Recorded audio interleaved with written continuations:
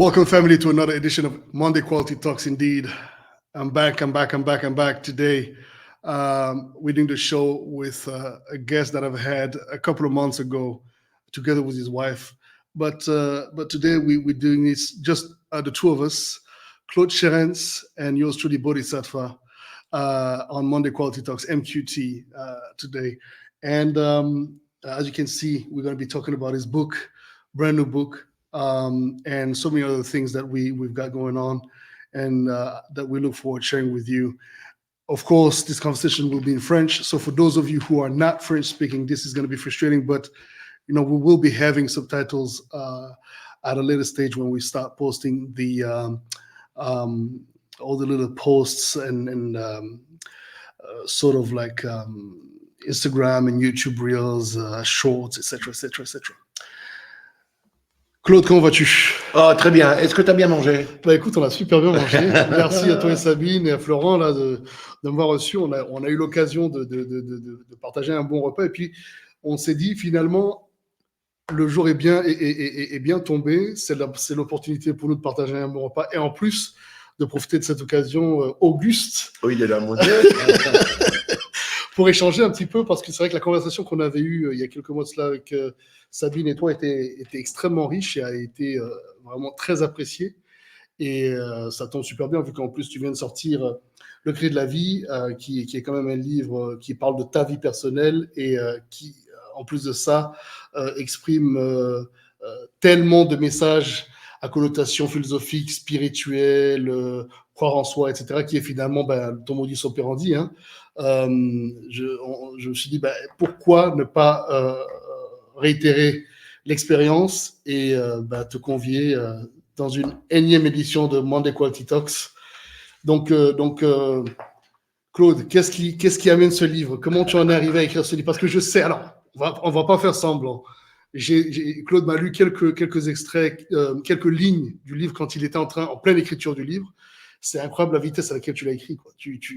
Vous en avez sorti un, et vous êtes enchaîné sur le deuxième. Je crois qu'il y en a un troisième qui est en cours. Oui. Explique. Et bientôt un quatrième. Alors, sur ce livre-là, c'est mon autobiographie de 10 années de vie, racontée par un jeune garçon de 17 ans qui fugue pour trouver sa liberté. Et dans le train qui l'amène vers une nouvelle page de sa vie, eh bien, tout d'un coup, lui reviennent en mémoire toute cette enfance, ces 10 premières années de vie, difficiles, pleines d'épreuves. C'est les années d'après-guerre, les années de 1954 à 64, dans laquelle on vit des épreuves, mais des épreuves qui nous renforcent, des épreuves qui nous donnent envie d'être encore plus dans la vie, et des épreuves qui vont nous permettre de voir les choses d'une manière hyper positive, mais également de réfléchir à la vie et de voir les choses toujours d'une manière positive. Tu sais, dans ces époques-là, on est dans un respect total. On parle de quelle époque, justement? De 1954 à 64. On est dans un respect total. Après-guerre, donc c'est encore autre chose au niveau des mentalités, encore fraîchement, finalement. Très familial, avec le respect de la famille, le respect des anciens, le respect des décisions des autres, l'acceptation des autres. Et dans plus tout ce qu'il n'y a plus aujourd'hui dans le monde dans lequel on est. Et j'ai écrit ce livre avec l'assistance de Sabine, mon épouse, et de Florent, mon fils, qui souhaitait que je mette noir sur blanc toutes ces réflexions qu'a ce garçon de 17 ans dans le train et qui raconte ses 10 premières années de jeunesse difficiles.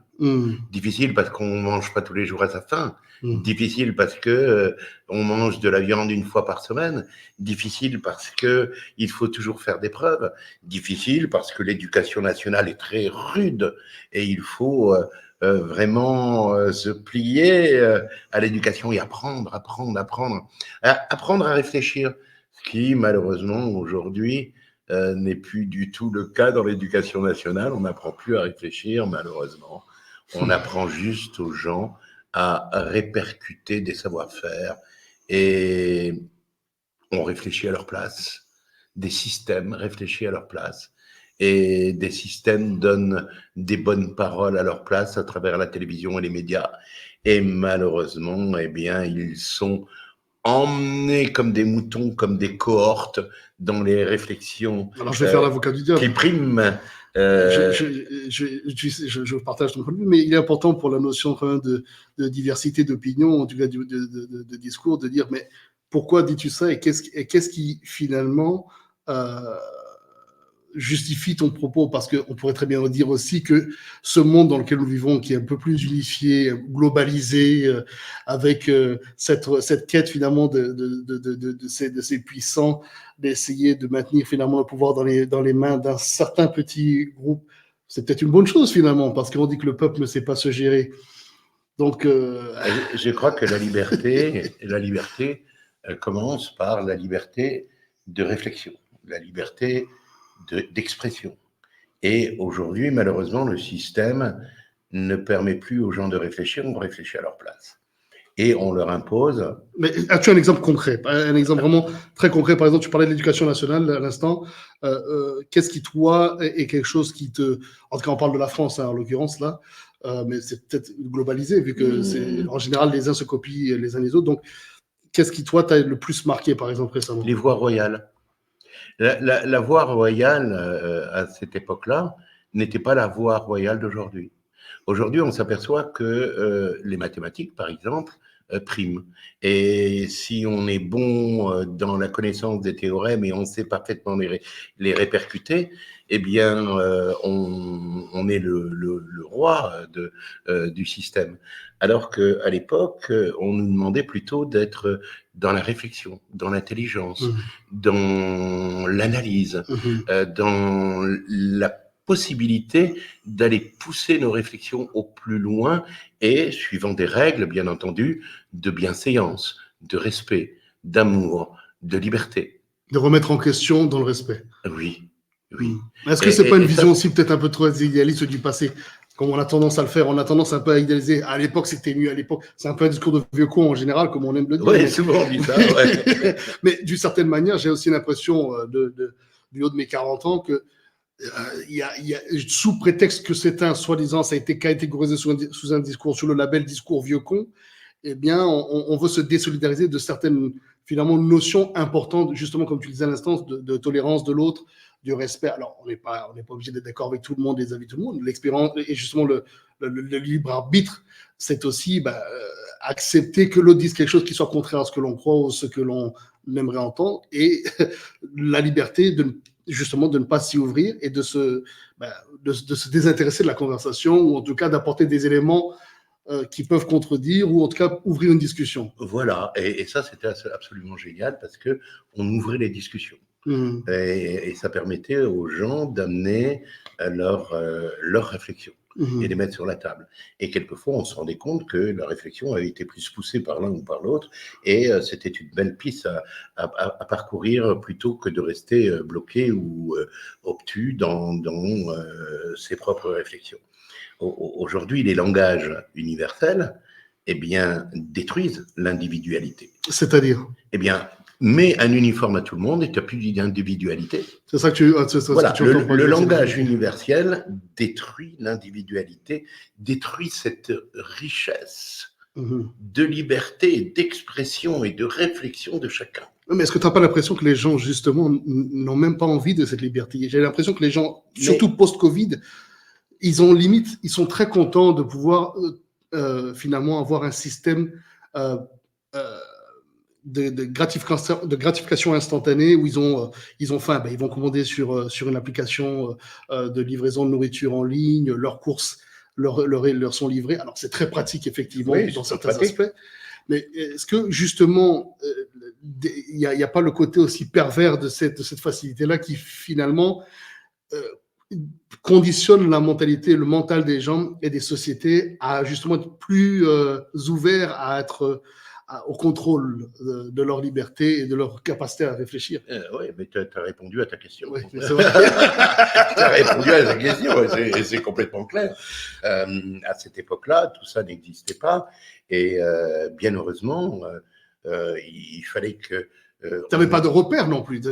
Si, tu avais un repère extraordinaire, 2 repères extraordinaires C'était quoi? que moi j'ai vécu, c'est ma foi, Mhm. d'abord. Mais tu en étais, ta foi, au sens où tu la conscientises aujourd'hui, Non. ou c'est ça, qu'entends-tu? Parce que quand tu parles de ce Claude qui a 14 ans, 13 ans, Non, il n'a pas 14 ans, 13 ans, il a 10 ans, là, sur le coup, maximum. oui, voilà, c'est ça. Il a 17 ans dans le train. Quand il quitte justement Il a 17 ans. voilà. Donc, quand il est dans cette démarche, est-ce qu'il est déjà conscient? Parce que c'est intéressant, quand tu dis ce jeune garçon, bon, forcément, c'est une version de toi plus jeune que tu as été, que tu n'es plus, mais ça m'intéresse justement, ton état d'esprit concrètement à cette époque-là, c'était quoi? C'était quoi tes bases et tes repères? S'il n'y avait pas eu cette ouverture à 17 ans, il n'y aurait pas eu tout ce merveilleux chemin de vie que j'ai réalisé dans cette vie, et toutes ces merveilleuses expériences. Et des difficultés, certes, mais également des épreuves aussi, mais également la réflexion qui m'a permis de les surpasser. Pas de les contourner, de les surpasser. C'est ça. Et ça, c'est intéressant. Oui, j'avais la foi, et j'ai toujours la foi. Et ce garçon de 17 ans a la foi. Il a la foi profondément ancrée en lui. Il est persuadé que toute sa puissance intérieure va pouvoir lui permettre de sortir de toutes les difficultés.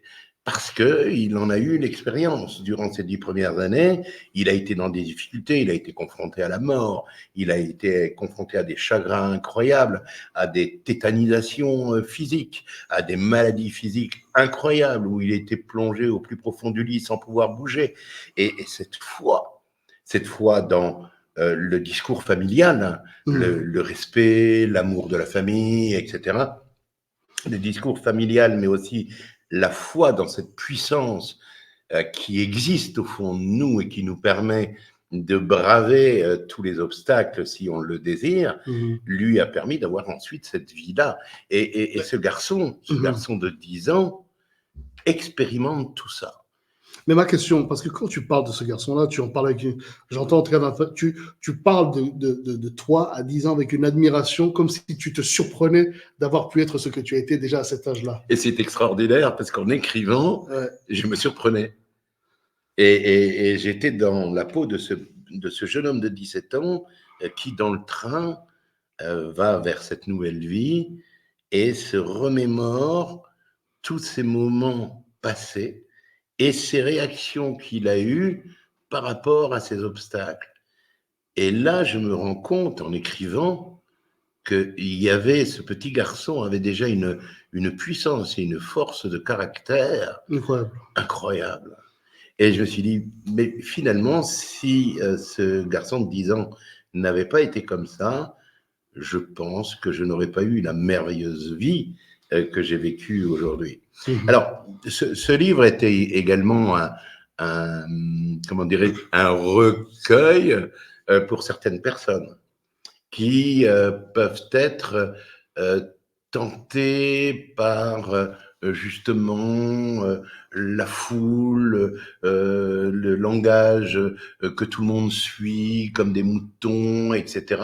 Et qui fait que les gens sont privés de réflexion et de liberté. Oui, mais est-ce que tu trouves que c'est peut-être pas un peu péjoratif de dire que tout le monde suit comme des moutons? Parce que finalement, tout le monde n'est pas nécessairement en capacité ni en mesure d'être le leader de sa propre vie et a donc besoin de garde-fous. Non, mais je suis d'accord avec toi. Et ça, c'est vraiment dommage. Et je pense que ici, on a raté quelque chose à un moment donné dans pas l'éducation, dans l'élévation familiale. L'élévation familiale s'est perdue et malheureusement, je pense que certains parents ont lâché prise avec l'élévation indispensable envers leurs enfants. C'est quoi la différence entre éducation et élévation? Ah, éducation. L'éducation n'est jamais bonne, parce que l'éducation, elle va obliger les gens sans réflexion à faire quelque chose. On va dire, ne touche pas à ça, enlève tes mains de tes poches. Pourquoi? Alors, une élévation, ça serait peut-être plutôt de poser la question à l'enfant. Écoute, tu as tes mains dans les poches. Est-ce que tu penses que c'est une bonne posture que tu as devant les autres? Peut-être que non, papa. Si tu avais plutôt les mains comme ça, est-ce que tu ne pourrais pas mieux te présenter plutôt que d'avoir les mains dans les poches et d'avoir une attitude qui montre de la nonchalance? Regarde-toi dans la glace. Ah ouais, effectivement, papa, comme ça, je suis mieux. Ça, c'est l'élévation. La personne va réfléchir elle-même avec des questions bien posées. On va amener la personne à prendre le meilleur. Tout à fait. L'éducation, on va donner un ordre Absolument. très Suis-le didactique et c'est comme ça, comme et ça. c'est tout. Et l'élévation permet à la personne de réfléchir, de mettre en œuvre sa partie féminine sacrée, qui est sa partie imaginative, créatrice, qui pense et qui crée les futures actions. Sa partie masculine, ensuite, va mettre en action. Et je pense que ici, on élimine une partie de plus en plus qui est primordiale pour la liberté de l'être humain.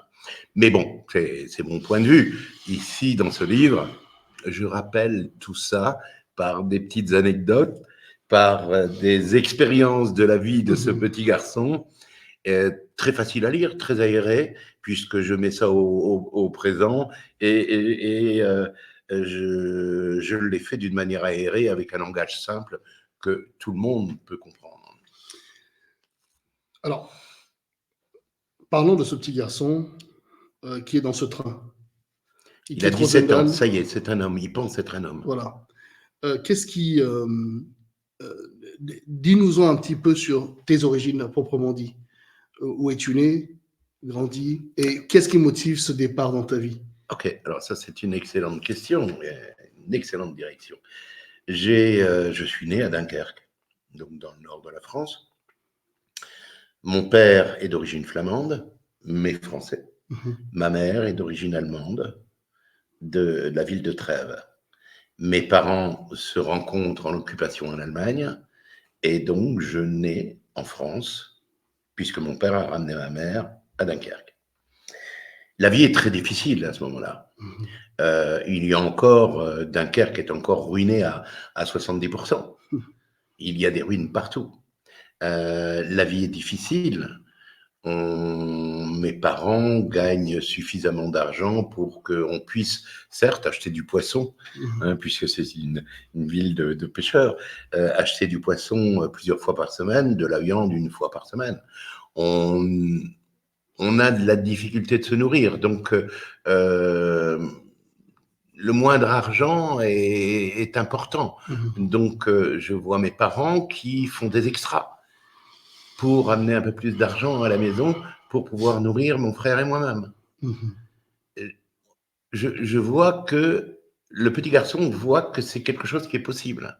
On peut s'en sortir, malgré les difficultés. Et c'est comme ça grouille de personnes comme ça autour de nous. Des gens qui se battent. Ils se décarcassent, quoi. Ils se décarcassent pour pouvoir vivre, survivre, etc. Et puis, il y a l'éducation nationale. D'abord la maternelle, où là je tombe amoureux pour la première fois de ma vie, bien entendu, comme tous les petits garçons. Et puis grosse déception, cette fille n'est plus dans la maternelle, ses parents ont déménagé, tout d'un coup je découvre qu'elle n'est plus là, c'est la mort, quoi, parce que comment je peux me marier avec elle puisqu'elle a disparu. Moi j'ai 3 ans. C'est fou, hein. C'est terrible. Et puis ce petit garçon va apprendre à vivre dans la rue, parce que les parents mettent les enfants dans la rue. Et oui, on ne peut pas les garder à la maison. Et puis à la maison, il n'y a pas la télé. Et donc, on fait la connaissance de la rue et des copains et des copines de la rue. Et là, se crée une belle amitié, une fraternité avec les copains et les copines. Et on s'entraide. Et il y a toujours un merveilleux moment pour aller aider un voisin, une voisine. Il y a toujours un merveilleux moment pour aller bricoler sur un outil du copain qui s'est cassé. Il y a une entraide, une fraternité, un respect des autres qui est là, qui est latent, qui fait partie de la vie. Et puis, il y a le catéchisme. Ouais, après, on rentre dans le catéchisme. le catéchisme, je suis extraordinairement éberlué par Jésus-Christ. Et donc, je veux devenir curé. C'est fou. Oui, alors, je veux devenir curé, je commence mon catéchisme très jeune, et puis très vite, je me rends compte que la religion dans laquelle je suis ne me convient pas du tout, parce que les personnes représentant cette religion dans l'église que je pratique, eh bien, sont violents, sont didactiques, sont autoritaires, et donc, d'enfant de cœur, je quitte tout. Peut-être un peu pervers déjà à l'époque, ils étaient. Alors, j'ai pas vécu ça, heureusement, parce que ça aurait été une catastrophe. Mais en tous les cas, il y a les vérités de Jésus, les sermons de Jésus qui m'obsèdent pas, mais qui sont là en Qui moi. t'animent, quoi. Le respect de l'autre, l'amour. Alors, L'amour. je disais, Et je vis des difficultés, comme tout le monde, bien entendu. À l'école, l'école est très rude à ce moment-là. Hein. Ça, je me rappelle. On a tous un petit tablier gris, on a l'encrier, le buvard, je fais des pâtés, pour que je me prends des tartes, on me tire les cheveux. Et les professeurs, oreilles. c'était quoi? C'était des jésuites? C'était des professeurs donc, quelles étaient leurs formations? Parce que C'était des maîtres. des maîtres, oui, mais qui eux avaient une formation. Avant-guerre. Ah ouais. Ouais, très rustique, tu vois. Ah ouais. Il y avait des punitions, hein. C'était oui, dans le coin avec les genoux dans des sabots dans lesquels on mettait du sable ou des morceaux de charbon qui n'avaient pas été brûlés, ça coupait les genoux. Ou alors, s'il n'y avait pas le sabot, il y avait la règle qui était mise, tu vois, avec l'arête sur les genoux. Et voilà. Mais bon, tout ça, cet enfant le vit d'une manière très positive. Et puis, ça le défie.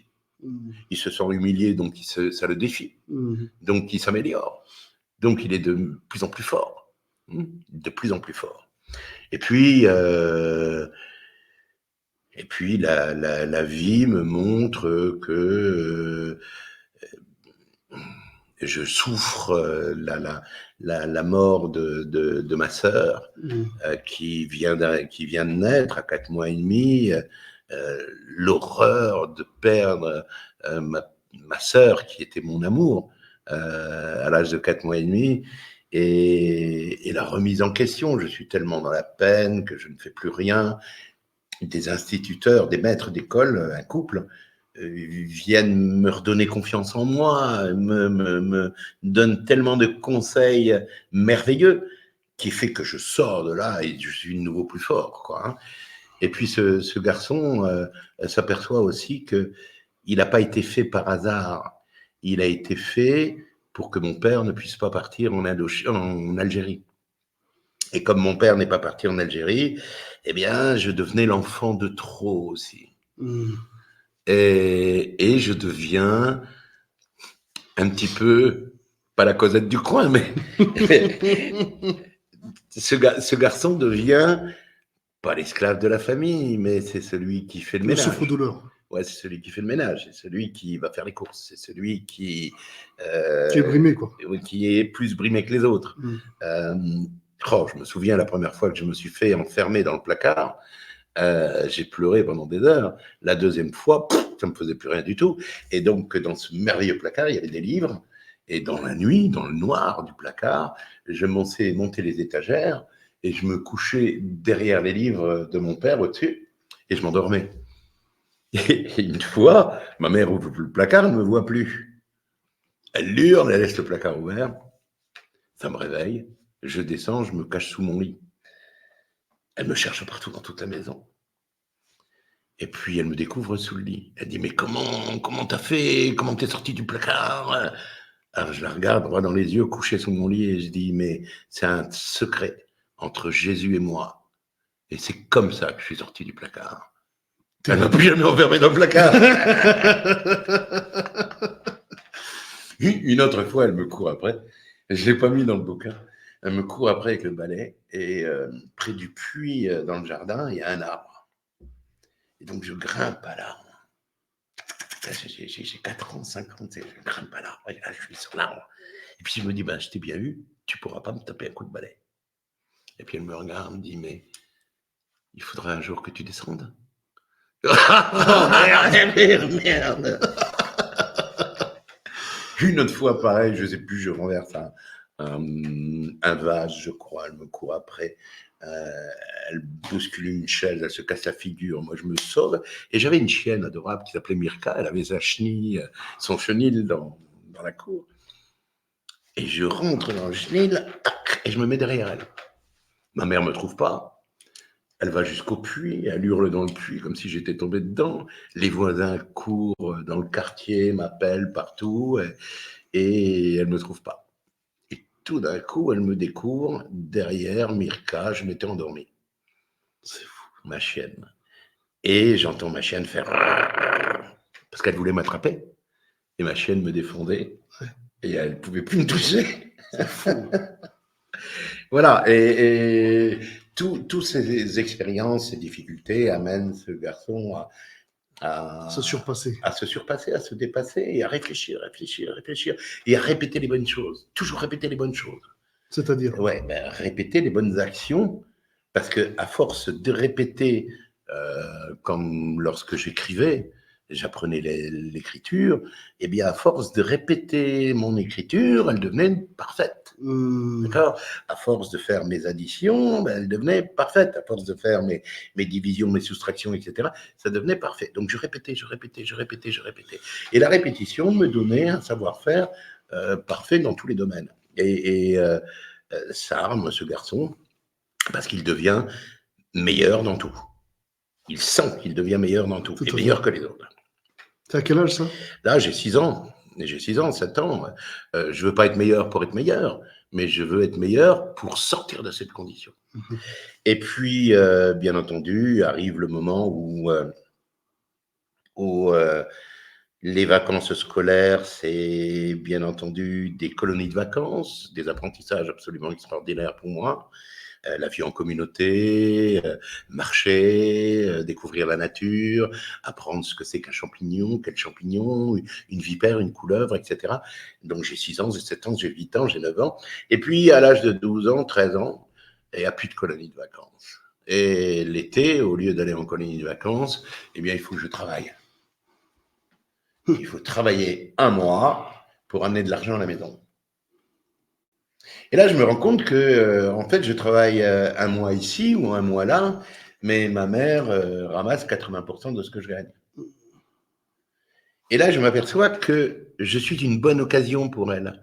Une bonne occasion pour faire le ménage, une bonne occasion pour faire le repassage, une bonne occasion pour faire le linge, pour faire les courses, pour faire à manger, parce que quand elle n'était pas là, il fallait faire à manger pour mon père qui rentrait fatigué, harassé, javelisé du travail.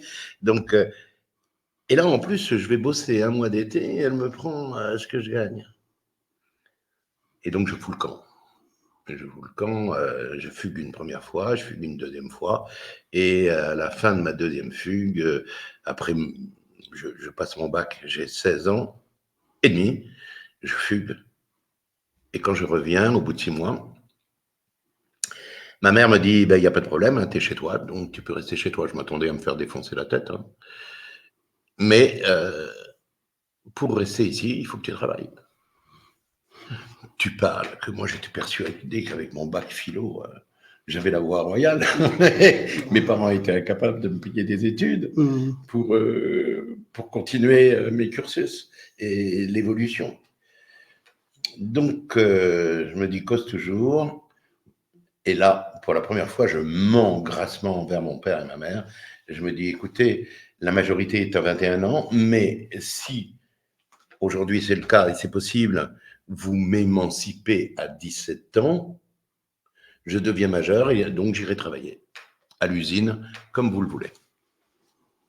Je voyais mon frère Marcel qui, lui, travaillait à l'usine, à la BP, à Dunkerque, et il avait 2 ans de plus que moi. Il avait 18, 19 ans. Et tout ce qu'il gagnait, ma mère le récupérait. Alors bien sûr, c'est normal qu'on puisse donner quelque chose à sa famille, mais pas tout, quoi. Et donc, je passe toute la journée avec mon père à la gendarmerie, à la mairie, à la préfecture. On fait tous mes documents d'émancipation et le lendemain matin, je suis majeur. Et donc, à 4h30 du matin, j'avais préparé mon sac à dos, celui que j'avais lorsque j'avais fugué, avec mes affaires dedans. Je suis descendu par la Gouttière, j'ai rejoint la gare à Dunkerque et je suis parti vers ma nouvelle vie. Et c'est dans le train que je raconte toutes ces histoires. Et tu te racontes justement tout ce passage, gare par gare, station par station, le réveil, le contrôle. C'est très intéressant, tout ce parcours. Et il y a quelque chose qui finalement caractérise assez fortement ton parcours. Il y a finalement cette rencontre avec la violence qui se fait très tôt et ta capacité de surmonter la douleur et d'avoir cette résilience qui, j'ai l'impression, d'une personne à l'autre n'est pas la même. Dans une fratrie, tu en as un qui va être super combatif et tu as l'autre qui est complètement... Et pourtant, vous avez la même éducation, vous avez souffert des mêmes choses, mais votre rapport à la situation n'est pas le même. Oui, une grosse révolte très rapidement par rapport au coup. Moi, je me souviens, j'avais 2 ans et demi. Mon père descend à la cave, je veux le suivre.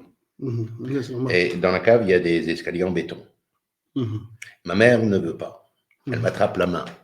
Je lui jette la main pour prendre la main de mon père. Et elle me pousse dans le dos. Et je dévale les escaliers en béton. Et tout d'un coup, je suis en bas des escaliers et je me rends compte que je ne vois plus de mon œil gauche. Tu as 2 ans? Oui, 2 ans et demi. Et tu as des mémoires de quand tu avais 2 ans et demi? 11 mois. J'ai des mémoires depuis l'âge de 11 mois.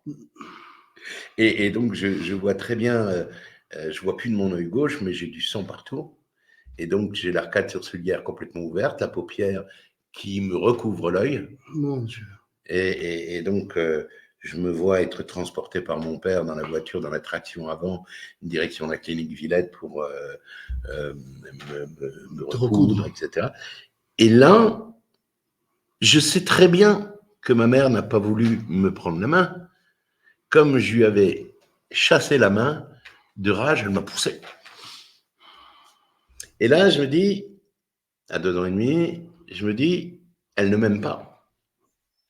Non, ça, et j'apprends quelques mois plus tard, en confidence, derrière la porte, par un ami de mon père, que j'ai été fait simplement pour que mon père ne puisse pas partir en Indochine, en Algérie. Comme mon frère aîné, du reste, a été fait pour que mon père ne parte pas en Indochine. Donc, finalement, vous êtes des enfants issus du chantage affectif de votre mère pour votre père. Ni Marcel ni moi n'avons été faits par amour. On a été faits par intérêt. Et donc, ça arme, ça donne envie de vivre, de survivre et de se dépasser, de se surpasser et de réfléchir. D'anticiper. D'anticiper les événements. Tellement anticiper les événements que je pique les bouquins de mon frère scolaire pour apprendre les cours de 2 ans plus tard, pour être au top lorsque j'arrive à ce niveau-là en classe. Ça me parle, ça. Sans déconner. Il faut anticiper, il faut être bon. Il faut être bon pour ne pas subir. C'est fou parce que, alors, bien sûr, je pourrais largement être ton fils, mais l'éducation que moi, mes parents m'ont donnée, j'ai la chance d'être né d'une union d'amour, mais c'était tellement strict à la maison aussi, et la notion d'excellence et de poids, d'être le premier petit enfant de la famille, etc., le nom de famille, c'était tellement important que je me suis dit, bon, ok, je veux. Et la notion de déplaire et surtout de déshonorer était tellement lourde que justement, je reconnais dans ce que tu dis, où j'essayais de toujours être plus qu'impeccable et d'être 2, 3 pas en avant sur le reste des gens parce qu'il ne fallait pas qu'on me prenne de court. Voilà, et il ne fallait pas qu'on te prenne de court et il ne fallait pas qu'on te prenne à défaut. Et ça, c'était pareil pour moi. Et je crois que c'est un feeling que j'ai découvert en toi et qui correspond tout à fait à moi aussi parce que d'origine africaine, eh bien, aujourd'hui, on s'aperçoit que la famille, le respect de la famille, ces règles-là qui sont des règles Fondamental. bonnes et justes, elles sont toujours d'actualité dans de nombreux pays d'Africains, alors qu'ici, malheureusement, mais c'est perdu et c'est d'un lamentable. C'est assez terrible. C'est assez terrible ce que tu remarques aujourd'hui. C'est soi-disant sous cette notion d'être des parents cool et la nouvelle parenté, je trouve qu'elle est bidonne. Il y a des choses intéressantes, c'est sûr. On apprend de toute génération, mais là, il y a des limites, aux bêtises, quoi. Faut pas déconner. Il y a une fuite de responsabilité parentale qui est vraiment lamentable. Et alors, il y a aujourd'hui encore, quelques maîtres d'école ou instituteurs qui rappellent aux parents que l'élévation d'un enfant se fait d'abord à la maison. Apprendre le respect, apprendre la gentillesse, apprendre à faire attention aux autres, à partager, ça s'apprend d'abord à la maison. Ça s'apprend pas à l'école. Alors, il y a un aspect de David, alors comme bon, nous nous connaissons, donc je connais quand même pas mal d'aspects, tu as la gentillesse de partager tellement d'expériences de ta vie. Moi, il y a un aspect qui m'intéresse aussi particulièrement, c'est le fait que tout cela, finalement, donc tu vas voyager à travers finalement le temps, tout en te projetant encore une fois de plus dans le temps. C'est-à-dire que tu n'es jamais finalement dans le présent. Tu es dans le présent sans l'être.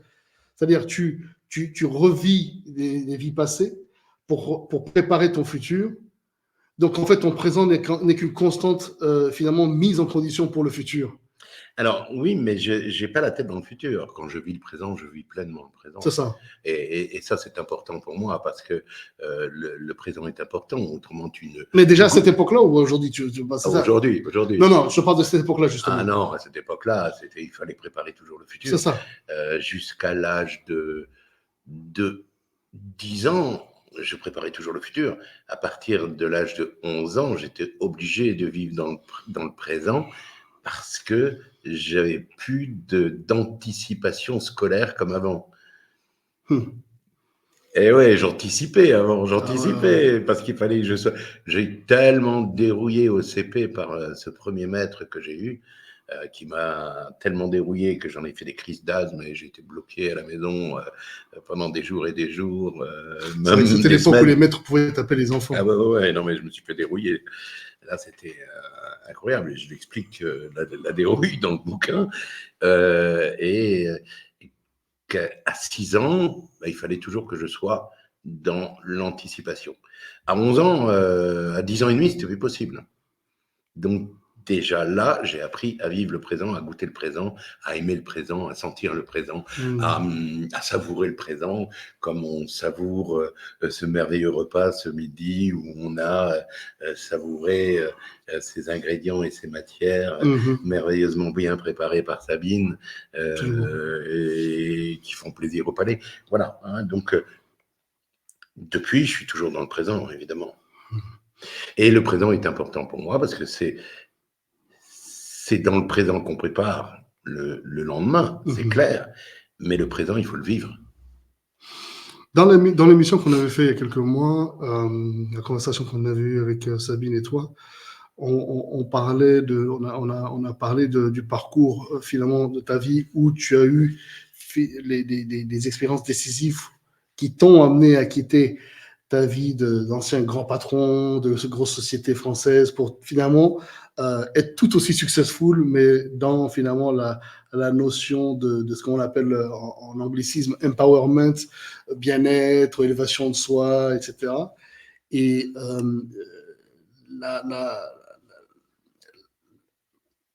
l'acceptation de ce nouveau parcours de vie t'a ouvert à d'autres notions. Justement, on parlait des mémoires cellulaires, on parlait de cet héritage finalement énergétique que l'on a finalement malgré soi. Bien sûr. Et que l'on peut traîner tout au long d'une vie et que les gens ne sont pas un aspect sur lequel les gens ne sont pas toujours au fait. Et j'aimerais bien peut-être qu'on puisse justement en parallèle avec le livre et aujourd'hui fort de ton bagage dans ce domaine, peut-être expliquer l'impact ou l'influence de cette mémoire cellulaire, peut-être? Comment est-ce que tu as pu le surmonter finalement? Oui, grâce à la transmutation des mémoires cellulaires, hein, ça c'est clair. Et qu'est-ce qu'on entend par mémoire cellulaire? C'est ça, peut-être, si on peut déjà donner Oui. une base. Alors, qu'est-ce que les mémoires cellulaires? Mhm.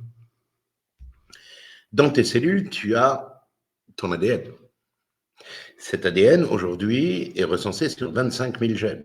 Mhm.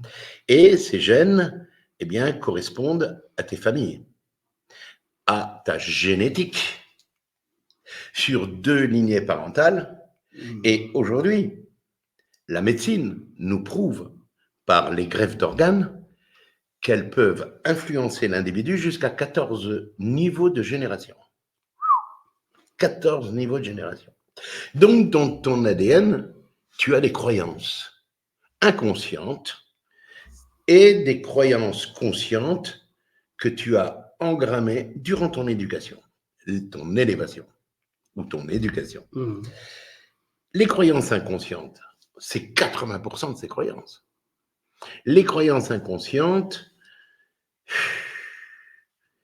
sont dans de domaines, mais énormes, parce que sur 14 générations, on a tous un violeur, on a tous un violé ou une violée, on a tous un assassin, on a tous quelqu'un qui s'est fait massacrer, on a tous un bandit, on a tous quelqu'un qui était très pieux, on a tous quelqu'un qui était très dans la rectitude et propre sur lui et respectueux, etc. On a dans ces 14 générations, ça fait des milliers, des milliers, des milliers de personnes, on a de tout. Et ces croyances vont s'éveiller dans la vie grâce à l'univers. L'univers va nous montrer ce qui est plus fort négativement en nous grâce à des événements ou à des circonstances, à des rencontres. Et chaque fois que je vais avoir une réaction émotionnelle négative, c'est mon être le plus profond qui exprime une aversion sur un événement qui vient de se passer. Donc, si l'univers me montre cet événement, il me montre, par mon émotion, la preuve que je porte la croyance que cet événement peut exister. Et donc doit arriver. Et doit arriver.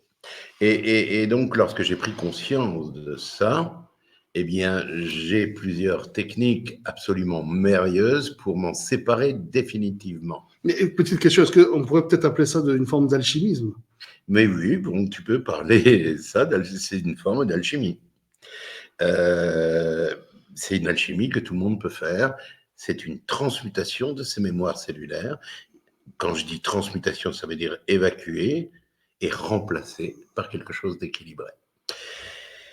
Et elle se fait de différentes manières. Nous, Sabine et moi, pendant des années, dans notre cabinet, on pratiquait la transmutation en présentiel avec les gens et les impacts étaient absolument merveilleux. On a des milliers d'expériences fantastiques dans ce domaine-là.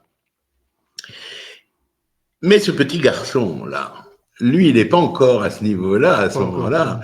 Il a fallu tout ce chemin de vie pour s'en rendre compte. D'abord, il veut être curé. Et il se rend compte qu'il ne peut pas servir Dieu. Il ne peut pas servir Dieu parce que c'est en dehors de ses réalités, de ses convictions. Un prêtre ne peut pas se marier. L'Église nous interdit ceci, nous interdit ça, alors que ce sont des choses qui sont justes. Il y a des limites droites, des limites gauches et des dogmes à respecter, alors qu'il est profondément chrétien, cet enfant. Et donc, il veut, bien sûr, aimer son prochain, il veut partager, il veut être dans l'amour, et là, il ne peut pas. Donc, il va servir la mère patrie. Et jusqu'à... Je suis content que tu viennes là parce que j'allais venir. Jusqu'à ce qu'il comprenne que servir la mère patrie l'oblige à faire des choses à un moment donné qui sont tout à fait en dehors de ses valeurs profondes, et il quitte la mère patrie pour se dire, je ne peux pas servir Dieu, je ne peux pas servir la mère patrie, je vais me servir moi. Et ce garçon, ce jeune homme, crée son entreprise. Et son entreprise, il la lâche lorsqu'il a 1200 salariés, 72 agences en France, et lorsque il se rend compte qu'il est dans le pouvoir. Il se rend compte qu'il est rentré dans le pouvoir et que le pouvoir est sale et que le pouvoir n'est pas du tout beau et pas juste par rapport à ses valeurs. Donc il balance tout grâce à un 7e accident de voiture parce qu'il comprend qu'il n'est pas là sur terre pour servir Dieu, ce Dieu-là, de cette religion, qu'il n'est pas là pour servir la mère patrie. L'armée. Quand on parle de la mère patrie, on parle de l'armée, donc. Hein, oui, aussi, beaucoup de gens ne comprennent pas nécessairement. Aussi, la mère patrie, ça peut être oui, la police, ça la peut police, être... oui, mais voilà. en l'occurrence, toi, c'était l'armée. Une partie. Une partie. Et il ne peut pas se servir lui. Mais il faut quand même relever une chose, si je puis me permettre. Je sais que c'est pas au sujet du jour, mais enfin, pour ce que je sais de toi, tu as fait un parcours d'excellence dans tous les chemins de vie que tu as eu à traverser, quels qu'ils aient pu être, même au-delà des souffrances et des tragédies que tu as vécues, tu as été excellent dans tout, en fait, finalement. Tu as été un surdoué, enfin, surdoué peut-être pas, mais en tout cas, tu étais vraiment... j'ai pas été surdoué, j'ai été un monstre travailleur. Et ce qu'on m'apprend lorsque j'ai 6 ans, 7 ans, à la mort de ma petite sœur, 8 ans, me reste toute ma vie. Il faut répéter, répéter, répéter, répéter, répéter ce qui est juste et bien, et ça finit par arriver. Et donc, en répétant, tu te donnes une maîtrise parfaite dans le domaine, tu deviens le meilleur dans ton domaine, et les choses sont beaucoup plus faciles. Et donc, dans toutes mes activités professionnelles, c'est toujours ce que j'ai fait afin de pouvoir, pas être le meilleur pour être le meilleur, mais pour être clair avec moi-même, parce que je ne vais pas donner un service à moitié, mais parfait à la personne. Aujourd'hui, je fais des coachings personnalisés, mais c'est personnalisé à la petite cuillère, c'est personnalisé à la virgule, tu comprends ? Il faut que ça soit parfait. Chaque fois qu'une personne me demande un coaching personnalisé, c'est un défi, un challenge pour moi, parce que mon objectif, c'est de l'amener à atteindre ses objectifs. Et donc, comme je sais faire, j'amène la personne dans des chemins qui sont quelquefois chaotiques et difficiles pour elle, mais à trouver cette performance et à se réaliser.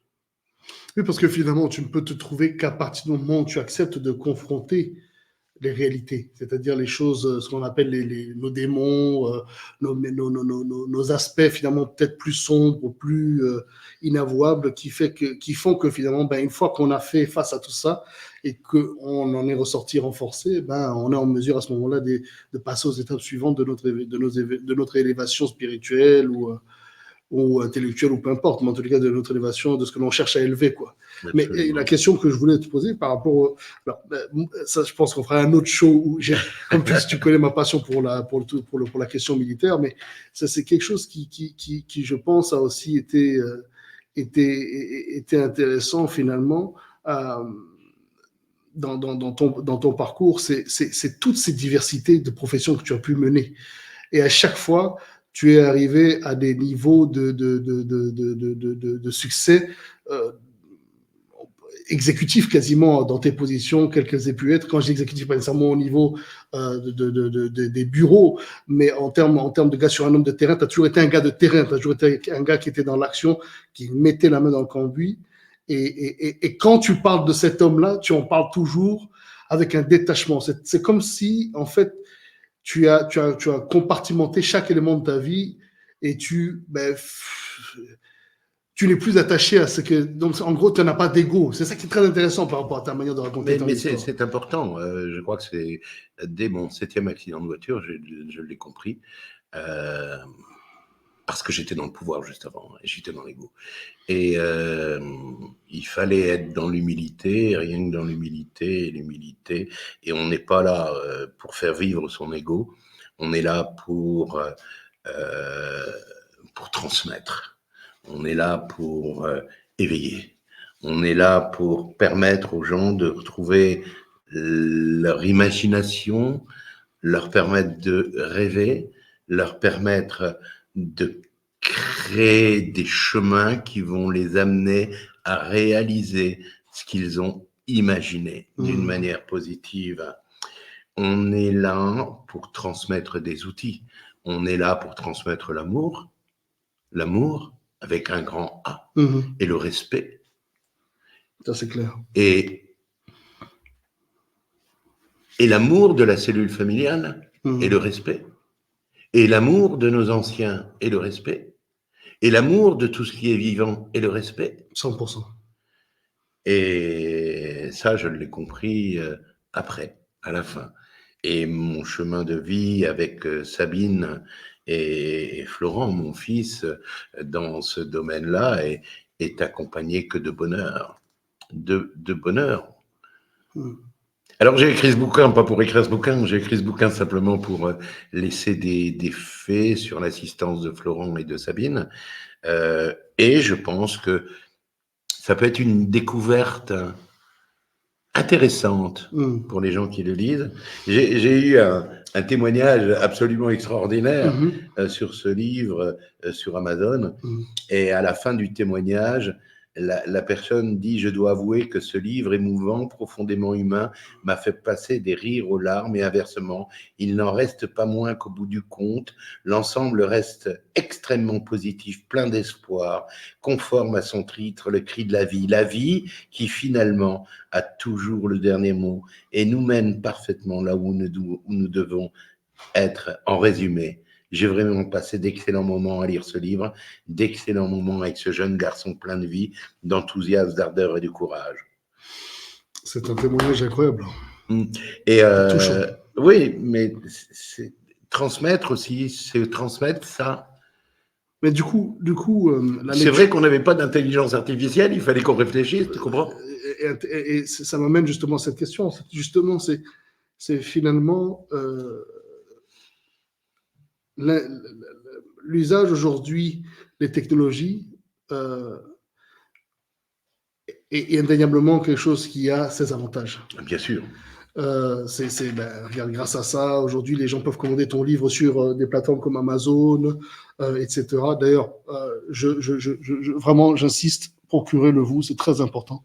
C'est un livre qui, jeune, moins jeune, toute génération confondue, c'est vraiment une lecture qu'il faut se procurer parce qu'elle est pleine de messages puissants, poignants.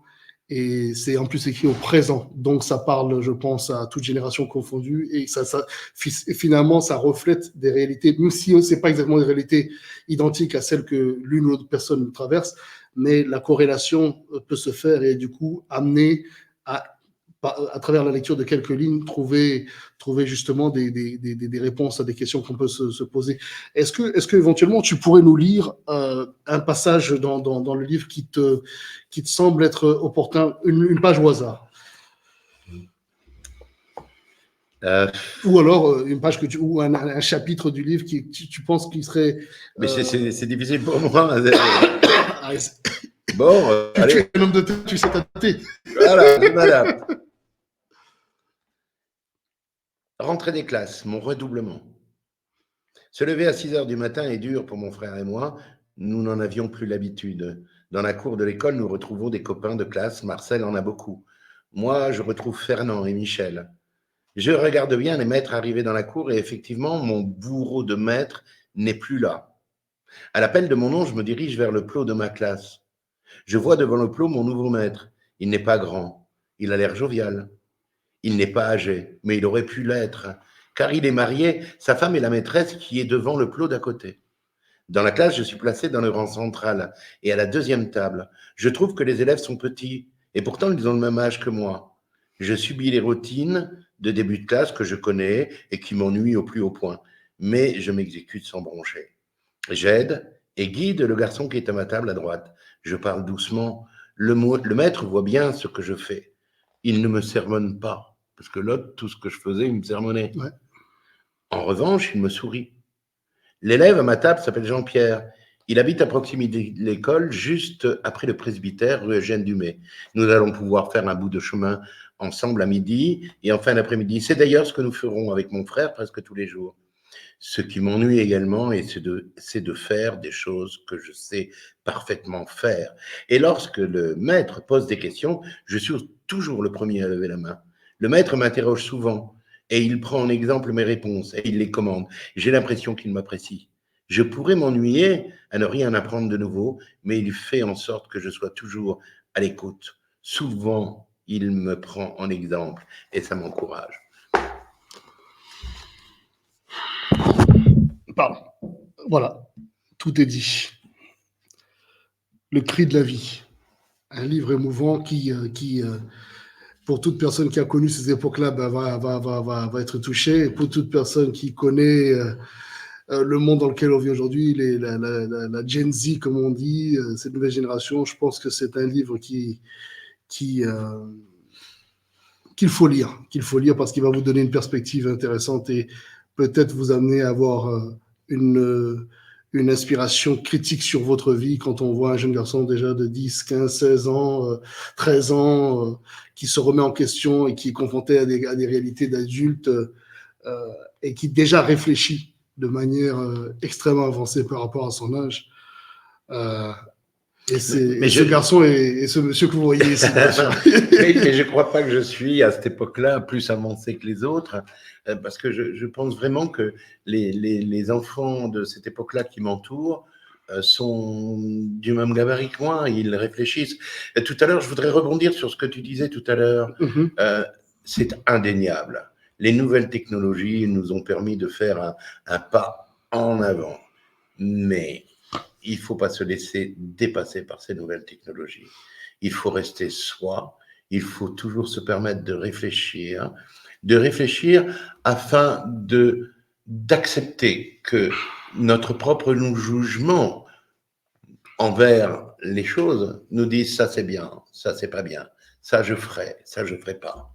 Mais Claude, ce que tu dis est logique pour des gens comme nous qui savons qui avons un esprit critique et qui n'avons pas grandi dans un environnement où la technologie, en tout cas telle qu'elle est aujourd'hui, existait. Aujourd'hui, les bébés, les enfants qui évoluent avec des iPads, des machins. Donc, ces enfants n'auront pas la même notion. Enfin, je te donne un exemple con. C'est-à-dire que tu vas dans un restaurant aujourd'hui avec des amis et qui amènent leurs enfants. Les gamins sont tous devant leur Nintendo DS ou devant leur iPad. Les enfants sont obnubilés par leur truc et ils ne mangent même pas. D'ailleurs, vous êtes en plein repas, les gamins ne mangent pas. Et c'est-à-dire que c'est pas que les parents les éduquent pas, hein, c'est juste que c'est le monde dans lequel on est aujourd'hui. Et comment tu vas justement arriver à faire en sorte qu'ils aient cet esprit-là, ce sens de l'analyse? C'est sûr que c'est pas facile et ça nécessite une élévation. Ça nécessite non seulement une élévation, mais une grande responsabilité des parents qui font un enfant non pas pour eux, mais pour lui. Un enfant, c'est comme une flèche. Si tu tends ton arc, c'est l'éducation que tu donnes, l'élévation que tu donnes à ton enfant. Eh bien, au plus ton arc va être tendu, au plus ta flèche ira loin. Mais une fois que ta flèche est partie, elle ne t'appartient plus. Et donc, comme elle ne t'appartient plus, il est important de veiller à bien bander ton arc avant pour qu'elle aille le plus loin possible. Et c'est ce que je dis ici. Aujourd'hui, aujourd'hui, avec les réseaux sociaux et le téléphone sans fil, on n'a pas libéré, on a emprisonné. De nombreuses personnes, hélas, sont devenues prisonnières de l'image à communiquer. Et certaines personnes ne se rendent pas compte de la prison dans laquelle ils sont. D'autres vivent des drames horribles. Par l'intermédiaire de ces outils se propage l'irrespect total, l'arnaque et la non-culture. C'est si facile de critiquer l'autre en utilisant les réseaux sociaux ou le téléphone sans se dévoiler. Mais par ces actions-là, ils dévoilent leur propre tare et leur malaise. De nombreux messages, hélas, reniflent la fainéantise intellectuelle, l'inculture de ceux qui les écrivent. Ce sont souvent des êtres malheureux, car ils ne savent plus communiquer ensemble. Nous pouvons éviter cette décadence. Ensemble, nous pouvons donner aux enfants, aux nouvelles générations, l'envie, le goût, l'amusement, le goût de la créativité, de l'imagination, le goût de la lecture, le goût de la culture, le goût et le respect des animaux et de la nature. Éveiller en eux le goût de l'effort, récompensé par le bon sentiment qu'ils peuvent avoir d'eux-mêmes. Ensemble, nous pouvons les aider à créer les bonnes actions pour eux et se les répéter, répéter, ainsi laisser le champ libre pour qu'ils puissent acquérir la réflexion, l'imagination, la créativité, la clarté, ce qui leur permettra de rester libres. Claude Chérens, merci beaucoup. Merci pour cette conversation, ce partage. Ça a été un plaisir de parler avec toi C'est toujours un plaisir du cri de la vie. de t'avoir vu. Et c'est un honneur de partager cet espace et ce temps en ta présence. Et merci à toutes celles et ceux qui vont suivre, qui suivent et qui continueront à suivre cette conversation qui, je pense, est le genre de conversation que vous pouvez vous passer à répétition, à titre d'inspiration.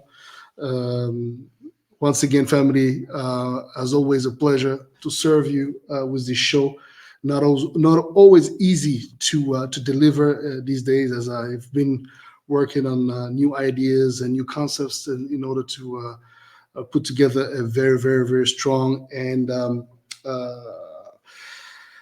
meaningful show. And this is exactly why I'm doing this, even though it was in French. And I'll definitely make sure that through the recap videos, we have the translation in English for those English-speaking people to understand exactly the magnitude and the wealth of knowledge shared here with by and with Claude.